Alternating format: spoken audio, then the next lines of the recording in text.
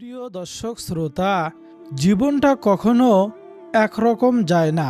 কখনো সুখ আসে, আবার কখনো এমন বিপদ আসে যা আমাদের ভিতর থেকে ভেঙে যায়। কারো আসে আর্থিক সংকট, কারো আসে পারিবারিক অশান্তি, কারো আসে রোগ শোক, আবার কারো কারো জীবনে আসে এমন এক পরিস্থিতি যেখানে মনে হয় আর কোনো পথ নেই এখান থেকে বাহির হওয়ার।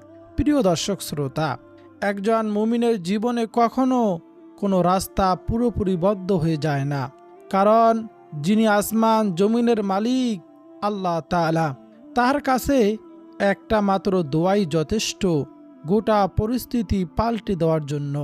আজকে আমরা কথা বলবো দুইটি অত্যন্ত গুরুত্বপূর্ণ দোয়া নিয়ে, যেগুলো কোরআন ও হাদিসে বর্ণিত আছে এবং যুগে যুগে অসংখ্য মানুষ এই দোয়া পড়ে আল্লাহ তাআলার গায়বী সাহায্য পেয়েছেন।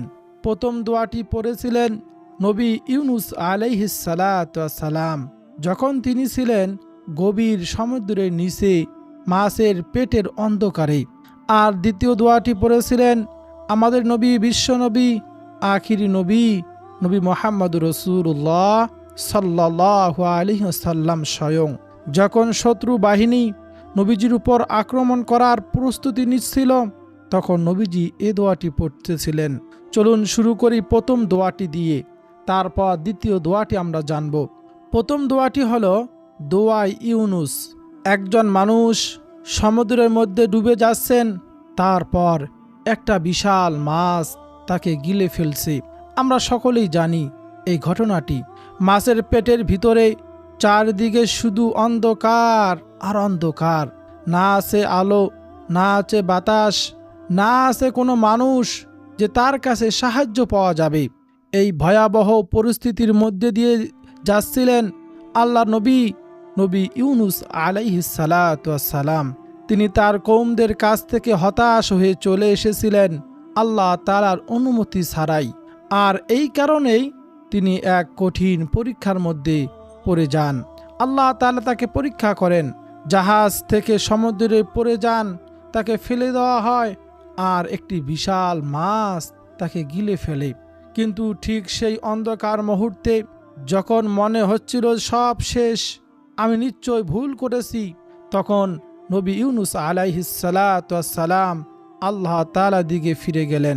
তিনি বললেন এমন একটি দোয়া যা আজও কোটি কোটি মানুষের মুখে মুখে এবং আল্লাহ তাআলার কাছে সাহায্য চায়। আল্লাহ সুবহানাহু তাআলা পবিত্র কোরআনে এই আয়াতটি উল্লেখ করেছেন। আল্লাহ সুবহানাহু তাআলা বলেন, তিনি অন্ধকারের মধ্যে থেকে ডেকে বলতেছিলেন, লা ইলাহা ইল্লা আনতা সুবহানাকা ইন্নী কুনতু মিনাজ জালিমিন।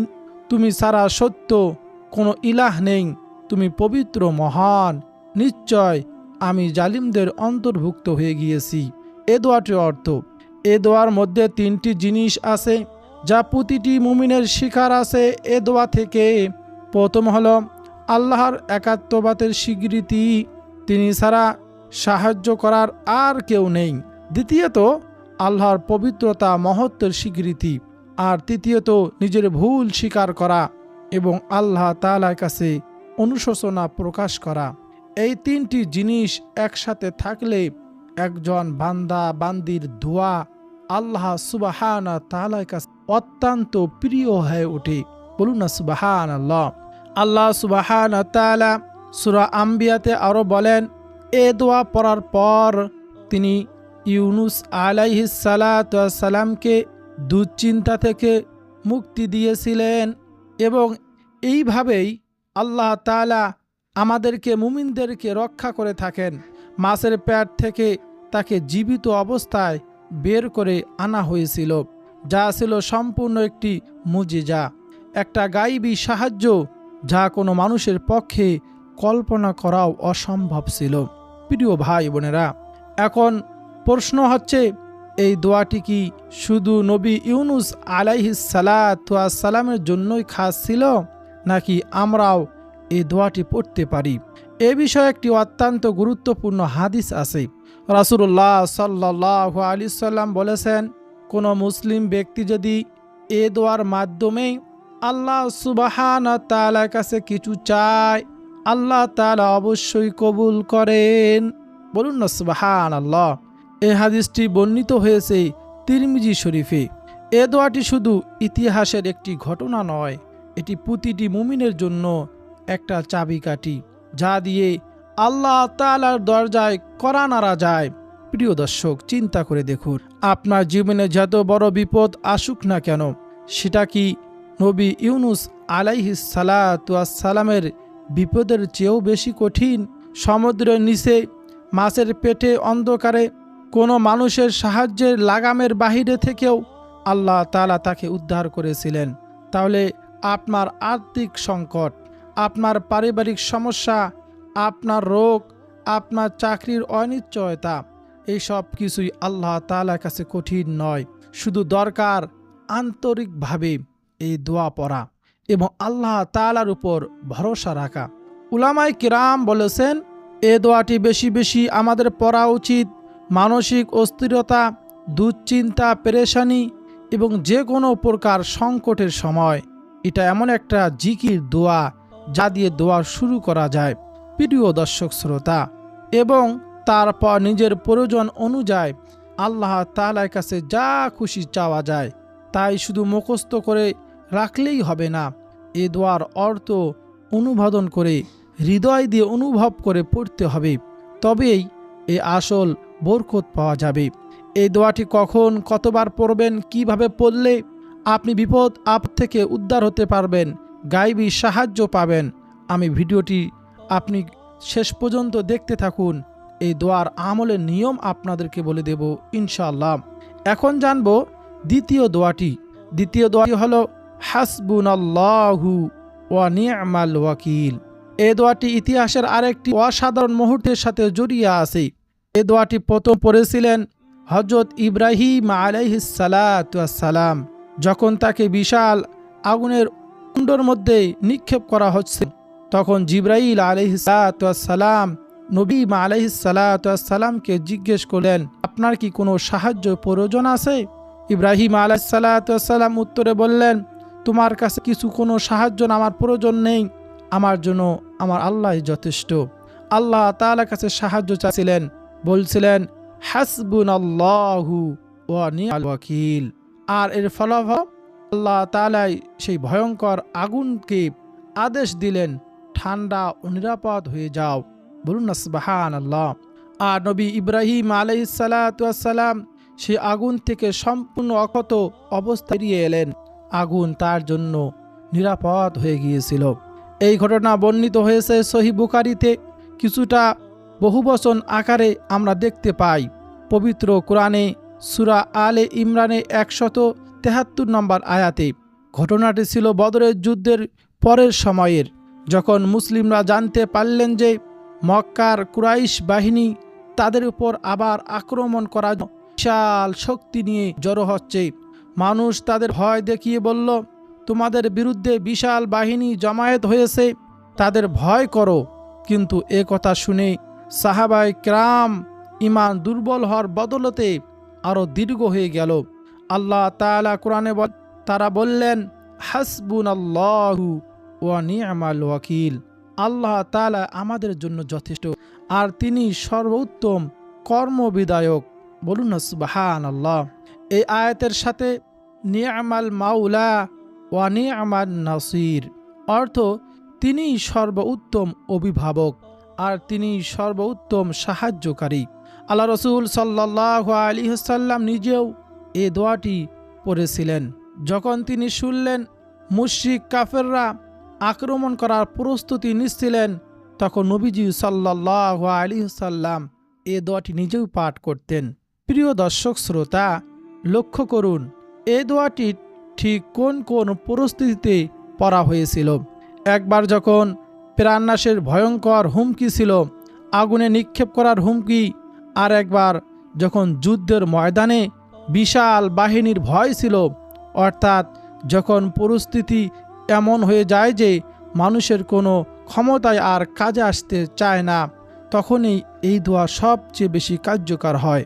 উলামায়ে কিরাম বলেন, কেউ যদি অন্যায় অত্যাচারের শিকার হয়, কারো উপর যদি মিথ্যা অপবাদ আসে, কেউ যদি অন্যায়ভাবে বিপদে পড়ে, তাহলে বেশি বেশি এ দোয়া পড়া উচিত। হাসবুনাল্লাহু ওয়া নি'মাল ওয়াকিল, নি'মাল মাওলা ওয়া নি'মান নাসির। এবং সাথে সাথে আন্তরিকতার ভাবে আল্লাহ তাআলার কাছে মুক্তির জন্য দোয়া করা উচিত। আরও একটি বিষয় লক্ষণীয়, আল্লাহ রসুল সাল্লাল্লাহু আলাইহি সাল্লাম এ দোয়া পড়ার ব্যাপারে উৎসাহিত করেছেন। এই বিষয়ে হাদিসে বর্ণিত আছে তিরমিজি শরীফে। এই দোয়া শুধু বিশেষ কোনো ঐতিহাসিক ঘটনার সাথেই সীমাবদ্ধ নয়, বরং প্রতিটি মুমিনের নিয়মিত আমলের অংশ হওয়া উচিত। কেন এই দুইটি দোয়া এত শক্তিশালী? প্রিয় দর্শক, এখন একটু গভীরভাবে চিন্তা করা যাক, কেন এই দুইটি দোয়া এত শক্তিশালী, এত পাওয়ারফুল? এর কারণ হলো এই দুই দোয়ার মধ্যে লুকিয়ে আছে তাওহীদের সবচেয়ে গভীর শিক্ষা। দোয়ায় ইউনুসে আমরা স্বীকার করি যে আল্লাহ ছাড়া সাহায্যকারী আর কেউ নেই, এবং নিজের অক্ষমতা, ভুল ত্রুটি স্বীকার করি। আর হাসবুনাল্লাহু ওয়া নি'মাল ওয়াকিল দোয়ায় আমরা সম্পূর্ণভাবে নিজেকে আল্লাহর হাতে সঁপে দেই, তাওয়াক্কুল করি। অর্থাৎ বাহ্যিক কারণ যতই প্রতিকূল হোক না কেন, আমাদের ভরসা শুধু আল্লাহ তাআলার উপর। আল্লাহ তাআলা পবিত্র কুরআনুল কারিমে বহু জায়গায় বলেছেন, যে ব্যক্তি আল্লাহর উপর ভরসা করে আল্লাহ তার জন্য যথেষ্ট। সূরা তালাকের ৩ নম্বর আয়াতে আল্লাহ তাআলা বলেন, যে ব্যক্তি আল্লাহর উপর ভরসা করে তিনি তার জন্য যথেষ্ট। আর এই একই মর্মর কথা আমরা দেখতে পাই হাসবুনাল্লাহু ওয়া নি'মাল ওয়াকিল দোয়ার মধ্যে। চিন্তা করে দেখুন, যখন একজন মানুষ প্রচণ্ড বিপদে পড়ে, তখন সাধারণত দুইটা প্রতিক্রিয়া হয়। কেউ হতাশ হয়ে পড়ে ভেঙে পড়ে, আর কেউ আল্লাহর দিকে ফিরে যায়। নবী ইউনুস আলাইহিস সালাতু ওয়াস সালাম এবং নবী ইব্রাহিম আলাইহিস সালাতু ওয়াস সালাম দুইজনেই দ্বিতীয় পথ বেছে নিয়েছিলেন। তারা পরিস্থিতির ভয়াবহতা নিয়ে কান্নাকাটি না করে সরাসরি আল্লাহ তাআলার কাছে ফিরে গিয়েছিলেন। আর ফলাফল হিসাবে আল্লাহ তাআলা তাদের এমনইভাবে সাহায্য করেছিলেন যা কোনো মানুষের কল্পনাও আসতো না। একজনকে মাছের পেট থেকে জীবিত বের করে আনলেন, আর একজনকে জ্বলন্ত আগুন থেকে সম্পূর্ণ অক্ষত রাখলেন। বলুন না সুবহানাল্লাহ। এটাই হলো গায়বী সাহায্যের আসল অর্থ। গায়বী সাহায্য মানে এমন সাহায্য যা আসে এমন উৎস থেকে যা আমরা কল্পনাও করতে পারি না। আল্লাহ তাআলা কোরআনে বলেছেন, যে ব্যক্তি আল্লাহকে ভয় করে চলে, আল্লাহ তার জন্য এমন পথ বের করে দেন যা সে কল্পনাও করতে পারে না, এবং তাকে এমন উৎস থেকে রিজিক দেন যা সে ধারণাও করতে পারে না। এই আয়াতটি রয়েছে পবিত্র কুরআনুল কারিমে। প্রিয় দর্শক শ্রোতা, কিভাবে এই দুইটি দোয়া আমল করবেন? এখন প্রশ্ন হচ্ছে, এই দুইটি দোয়া কিভাবে আমল করবেন? প্রথমত, শুধু মুখস্থ করে আপনি পড়বেন আর আমল করবেন তা হবে না। প্রতিটি শব্দের অর্থ বুঝে, হৃদয়ে অনুভব করে, বিনম্র হয়ে এই দোয়া পড়তে হবে। দ্বিতীয়ত, যখনই কোনো সমস্যায় পড়বেন, হোক সেটা ছোট কোনো বিপদ বা কোনো বড় কোনো বিপদ, তখনই এই দোয়াগুলো বারবার পড়তে থাকুন। কোনো নির্দিষ্ট সংখ্যায় বাধ্যতামূলক নয়, তবে যতবার সম্ভব ততবার পড়া উত্তম। তৃতীয়ত, দোয়া পড়ার পাশাপাশি আপনি চেষ্টা চালিয়ে যেতে হবে সে বিপদ থেকে উদ্ধার হওয়ার জন্য। কারণ ইসলাম আমাদেরকে শিক্ষা দেয় উটকে বেঁধে রেখে তারপর আল্লাহর উপর ভরসা করতে নয়। অর্থাৎ চেষ্টা চালিয়ে যেতে হবে এবং দোয়াও চালিয়ে যেতে হবে।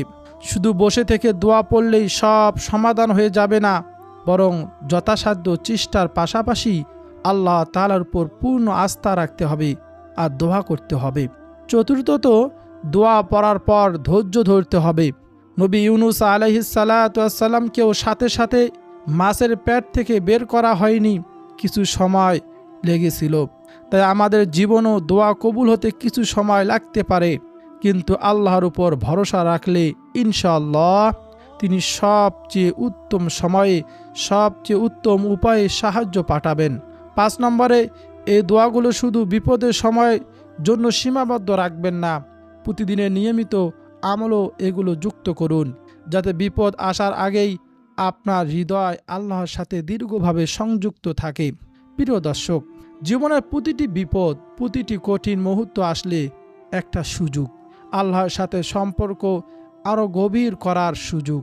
ইউনুস আলাইহিসসালাম মাছের পেটের অন্ধকারে গিয়ে আল্লাহকে যেভাবে ডেকেছিলেন, ইব্রাহিম আলাইহিসসালাম আগুনের কুণ্ডের সামনে দাঁড়িয়ে আল্লাহর উপর যেভাবে ভরসা রেখেছিলেন, সেই একই বিশ্বাস, একই ভরসা যদি আমরা আমাদের জীবনে প্রতিটি বিপদে রাখতে পারি, তাহলে ইনশাআল্লাহ আল্লাহ তাআলা আমাদের জন্য এমন পথ খুলে দিবেন যা আমরা কল্পনাও করতে পারি না।